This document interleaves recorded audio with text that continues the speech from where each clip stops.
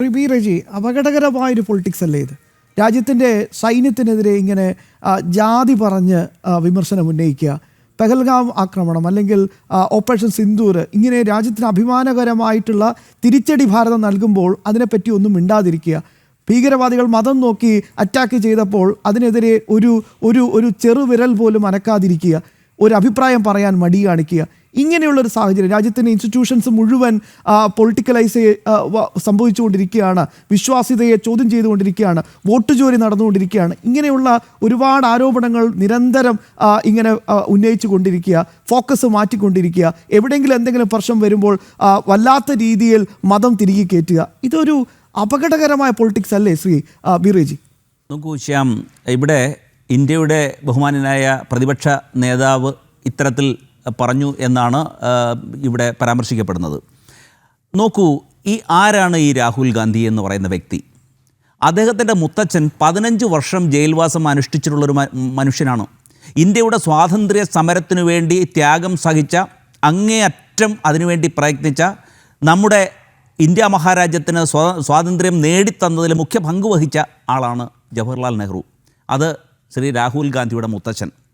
അദ്ദേഹത്തിൻ്റെ മുത്തശ്ശി നോക്കൂ, 32 വെടിയുണ്ടകളേറ്റ് ശരീരം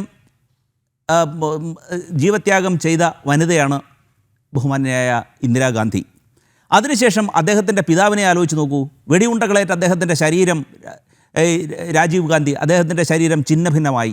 അപ്പോൾ രാജ്യത്തിനു വേണ്ടി ജീവിച്ച, രാജ്യത്തിലെ ജനങ്ങൾക്ക് വേണ്ടി ജീവിക്കുന്ന, ഇന്ത്യയുടെ ബഹുസ്വരതയ്ക്ക് വേണ്ടി നിൽക്കുന്ന, ഇന്ത്യയുടെ ജനാധിപത്യത്തിന് വേണ്ടി നിൽക്കുന്ന, ഇന്ത്യയുടെ മതേതരത്വത്തിന് വേണ്ടി നിൽക്കുന്ന, ഇന്ത്യയുടെ ജനാധിപത്യം സംരക്ഷിക്കുന്ന കാവലാളായി നിൽക്കുന്നയാളാണ് ബഹുമാന്യനായ രാഹുൽ ഗാന്ധി. അദ്ദേഹം 13 കോടി ആളുകളുടെ വോട്ട് വാങ്ങിയാണ് ഇന്ന് ലോക്സഭയിൽ നിൽക്കുന്നത്. അപ്പോൾ അദ്ദേഹം ഇന്ത്യയുടെ ബഹുസ്വരത, അതായത് വൈവിധ്യങ്ങളുടെ നാടായ ഇന്ത്യയുടെ ബഹുസ്വരതയും മതേതരത്വവും കണ്ണിലെ കൃഷ്ണമണി പോലെ കാത്തു സൂക്ഷിക്കുവാൻ, സംരക്ഷിക്കുവാൻ ഉത്തരവാദിത്തപ്പെട്ട, അതിനുവേണ്ടി പരിശ്രമിക്കുന്ന, അഹോരാത്രം അതിനുവേണ്ടി പ്രവർത്തിക്കുന്നയാളാണ് ബഹുമാന്യനായ രാഹുൽ ഗാന്ധി.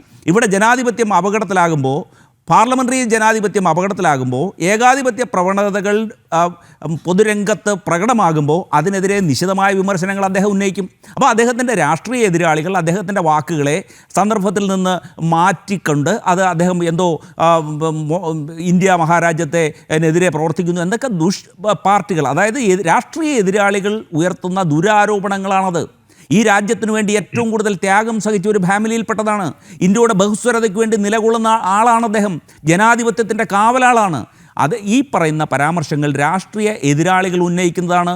ഈ ഇന്ത്യ മഹാരാജ്യത്തിൻ്റെ ജനാധിപത്യവും മതേതരത്വവും പാർലമെൻ്ററി ഡെമോക്രസിയും ബഹുസ്വരതയും ഇൻക്ലൂസീവ് ഗ്രോത്തും കാത്തു സൂക്ഷിക്കുവാൻ ഇന്ത്യ മഹാരാജ്യത്തെ കോൺഗ്രസ് നിലകൊള്ളും.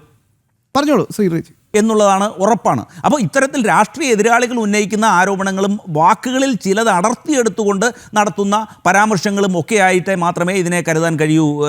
ശ്യാം, അല്ല, ഒരു മിനിറ്റ്, ആരിഫിലേക്ക് പോകുന്നതിന് മുമ്പ് ഞാൻ സോട്ട് രാഹുലിൻ്റെ പ്രതികരണം ഒന്നുകൂടി പ്രേക്ഷകരുടെ മുമ്പാകെ ഒന്ന് അവതരിപ്പിക്കാം. PCR, സൈന്യത്തിനെതിരെ രാഹുൽ പറഞ്ഞു, 500 सबसे बड़ी कंपनी की आप लिस्ट निकालिए और इसमें पिछड़ा, अति पिछड़ा, दलित, महादलित, अल्पसंख्यक, आदिवासी को ढूंढ के निकाल दीजिए. आपको कोई नहीं मिलेगा, आपको एक नहीं मिलेगा.